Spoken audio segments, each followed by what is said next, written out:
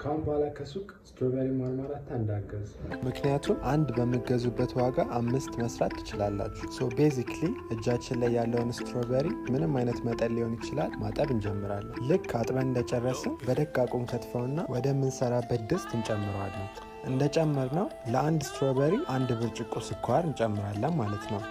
ልክ ስኳርና ስትሮቤሪውን እንዳደባለኩኝ ሜልት ማድረግ ይጀምራል። ግን መቅለጥ የሚጀምረው ሁለቱም ውስጥ ያለው ስኳር ሲዋሃድ እንጂ ውሃ ምናምን ጨምሬበት አይደለም። ከዛ እሳት ላይ አድርገነው ልክ መቅለጥ ከመጀመሩ በፊት 1 ግማሽ ሎሚ እናደርግበታለን። ከዛ መንተክተክ ሲጀምር ያለማቋረጥ እናማስለዋለን፣ ምክንያቱም ማረር የለበትም።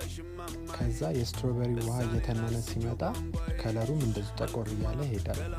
እዚህ ጋር ስቶር ልናደርግ ያሰብንበትን እቃ እንቀቅለዋለን ወይም ስቴሪላይዝ እናደርገዋለን። ከዛ ወደ ጃሩ እንገለብጣለን ማለት ነው። ግን እዚህ ጋር አሁን ስትሮቤሪ ላይ ለትኩስ ስለሆነ የኔ ጃር ደግሞ እዚህ ጋር ቀዝቃዛ መሆን የለበትም፣ ቢካዝ ሊሰነጥቀው ይችላል።